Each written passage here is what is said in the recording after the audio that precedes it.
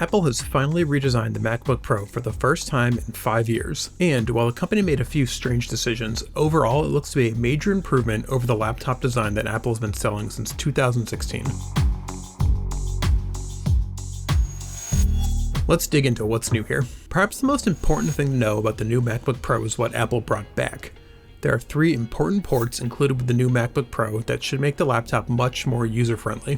First up is the SD card slot, which means photographers and videographers can move pictures, footage, and other documents around without needing to use the dreaded dongle. Just speaking from my own experience, I will be extremely happy to be able to yank an SD card from my camera and pop it into my Mac once Engadget is back to covering in-person events like CES.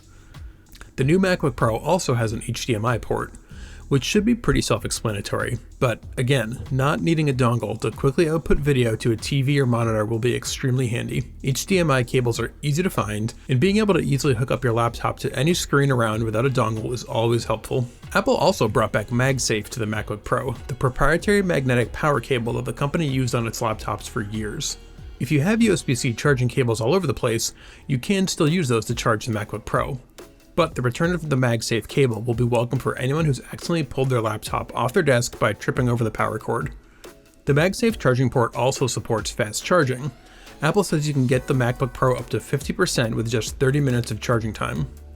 If you're on the go and need to top up quickly, MagSafe is clearly the best choice. Another thing that Apple brought back from the older MacBook Pro is the function keys. There's once again a standard row of function keys at the top of the keyboard where the fairly useless touch bar used to live. It's been clear since the touch bar was first introduced that it was going to be a curiosity at best, not essential to the MacBook experience. Apple seems to agree, so keys are back in and the touch bar is out. There's a lot of new tech in the new MacBook Pro too, not just old favorites. Both the 14 and 16-inch MacBook Pro use mini LED displays, like the 12.9-inch iPad Pro. This allows for higher contrast ratios and screen resolutions than the previous generation. Oh yeah, and you may have heard there's a camera notch on these screens. It's true, but don't despair. The bezels are extremely thin, so it's not like you're sacrificing any screen real estate with the notch.